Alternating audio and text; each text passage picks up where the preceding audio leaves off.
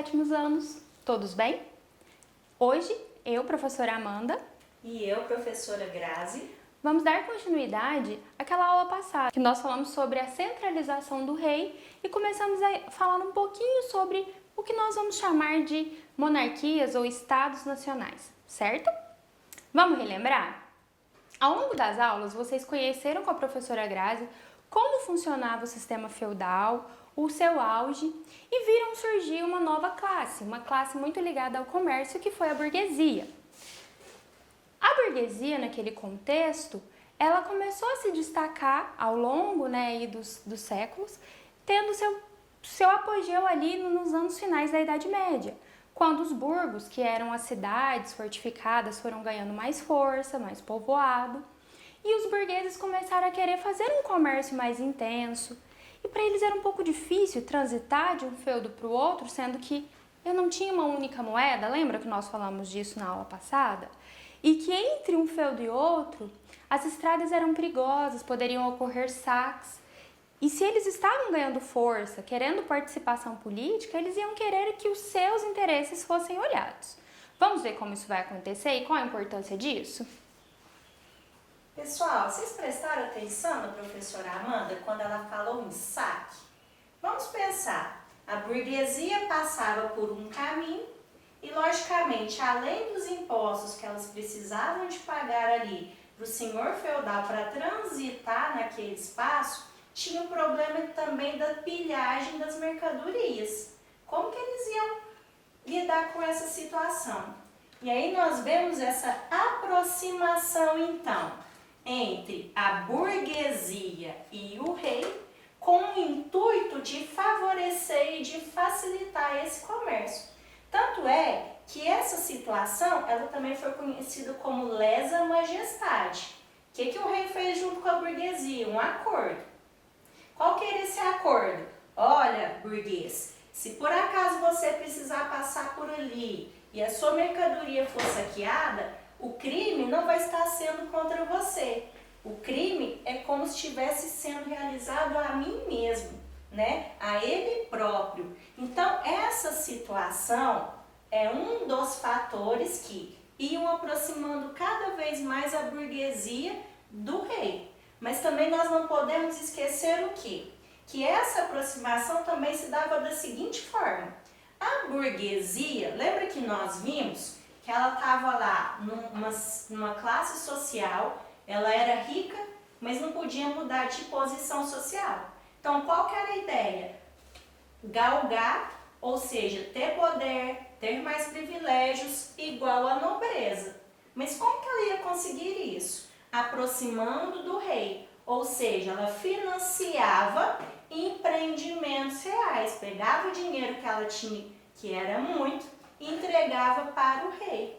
O rei, gente, ele não podia, de certa forma também, afastar da nobreza. Então, o que ele vai fazer? Nesse processo, igual a professora Amanda falou, que vai acontecer essa centralização do poder, que o rei vai ganhando mais força em relação ao período anterior da Baixa Idade Média, ele vai manter os privilégios tanto da nobreza quanto da burguesia.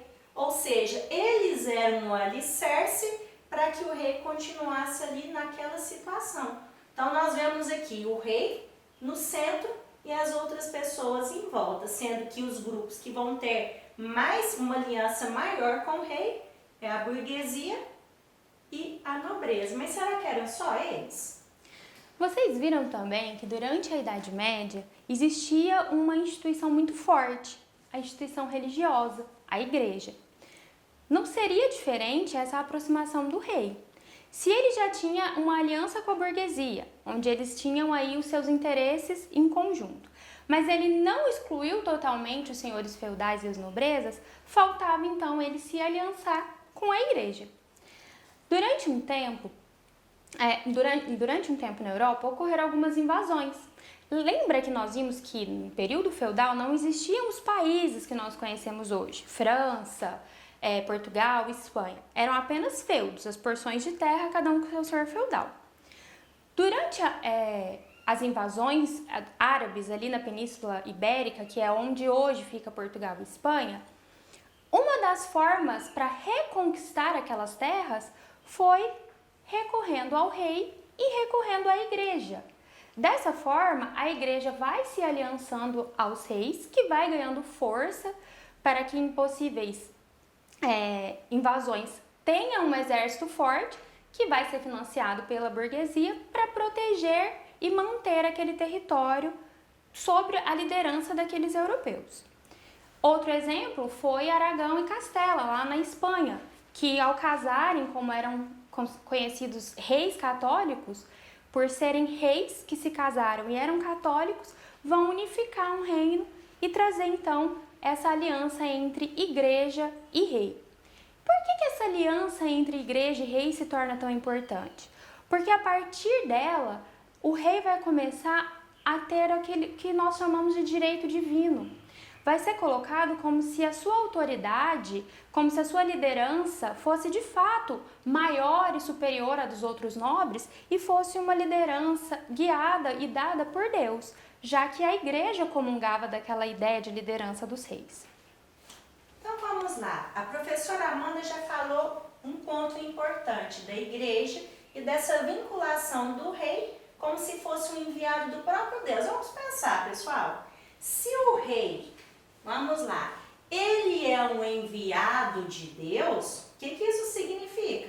Se eu estiver agindo contra o rei, eu vou estar agindo contra o próprio Deus, né? Essa é uma das teorias, a teoria divina, que vai, de certa forma, validar esse poder que o rei passa a ter. Nós chamamos esse processo de absolutismo, ou seja, o rei ele tem poder absoluto. O que isso significa? Ele manda em todas as situações. Ele manda nas pessoas, ele cria leis, ele julga, ele cuida da economia, ele vai cuidar de todo o contexto da onde ele vive ali, daquele Estado nacional. Mas era só essa teoria divina que vai, de certa forma, fortalecer o absolutismo, o poder real? Não. Tem outras teorias. Uma das teorias era do Maquiavel, um intelectual que escreveu um livro chamado O Príncipe. E ele falava o seguinte, olha, o rei ele deve ser temido pelo povo. Porque se ele não for temido, o povo vai começar a fazer arruaça, desobedecer as regras, não vai dar certo. Né? Então ele falava o quê? O rei deve ser violento mesmo, para causar o quê? Temor. E esse temor, de certa forma, subtendia o quê? Que o povo ia obedecer às regras dele. Outra teoria que nós temos é a teoria que fala o seguinte, que o homem, ele é lobo do próprio homem. O que significa isso? O lobo é um animal. Vamos pensar, quando o animal está com fome, o que ele faz? Ele caça outro animal, ele vai agir por instinto. Então, o que eles falavam? Que o homem é como se fosse esse lobo, como se fosse esse animal. Se não tivesse um rei forte para colocar ali, dirigir as regras, colocar as leis, julgar as pessoas, ia virar uma baderna. Então, essas teorias que vão sendo criadas nesse período, vêm justificar, então, esse poder real, esse poder central na figura do rei. Só lembrando uma coisa, pessoal, que nós vimos, e vamos recapitular aqui então, o rei ele tem poder absoluto. E aí quando a gente pensa na economia, vocês lembram quando a gente falou do período feudal? A base do poder nessa época era o quê? A terra. Agora nesse processo que nós estamos vivenciando aqui, que vai ocorrer toda essa centralização do poder real, vai surgir uma nova forma de poder. Ou seja, um país só seria rico se ele tivesse o quê? Muito ouro e muita prata. Como a professora Grazi disse, a mudança então de feudo vai para um Estado-nação. Aquele monte de pedacinhos de terra que eram tão valorosos e guiados aí pelo seu senhor feudal, vai se unificando, se tornando um território, ou seja, que vai ter uma fronteira, um exército que protege e delimita essa fronteira, uma padronização da moeda e vai ser administrado, legislado por um rei, constituindo aí uma monarquia nacional, né? única pessoa que governa todo esse território. É durante esse processo, né, de volta ao poder para o rei e de financiamento da burguesia e de como a professora Grazi disse, de uma nova emergência de riqueza que deixa de ser a terra, que passa a ser a riqueza mineral, uma riqueza a partir do ouro, da moeda, que nós vamos ver então na nossa próxima aula, como que esse novo mundo que foi organizado, com novas fronteiras, novos reinados, vai descobrir aquilo que nós chamamos de novo mundo, né? Que são os outros territórios, para além da Europa e daquela parte conhecida da África, e como eles se relacionavam a partir das navegações. Antes da gente encerrar a nossa aula, às vezes fica uma dúvida aí em vocês. Professor, mas eu ainda não entendi o que é esse Estado Nacional. Eu sei que está distante, mas vamos pensar no Brasil, o país que a gente vive, só para a gente entender o que seria nação. O Brasil é um país, vamos observar aqui no mapa. Ó, o Brasil é mais ou menos isso daqui. Ele faz fronteira com outros países. É aquilo que nós vemos. O rei ele vai criar fronteiras para delimitar aquele Estado-nação.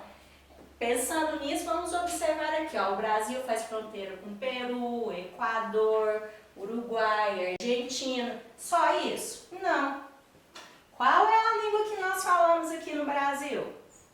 Português. Ah, professora, tem lá os descendentes, os afrodescendentes, os indígenas, tem dialetos. Beleza, bacana, tem alemães, vários povos vivendo aqui. Mas existe uma língua oficial, que é o quê? O português. Nós também temos o quê? Um exército pago para cuidar do nosso país. E nós também temos o quê? Uma moeda. Qual que é a nossa moeda? O real. A diferença nessa comparação que eu acabei de fazer é o quê? Que no nosso país não é rei, não é monarquia, e sim república. Espero que vocês tenham gostado e na próxima aula vamos dar sequência aos nossos estudos. Até mais!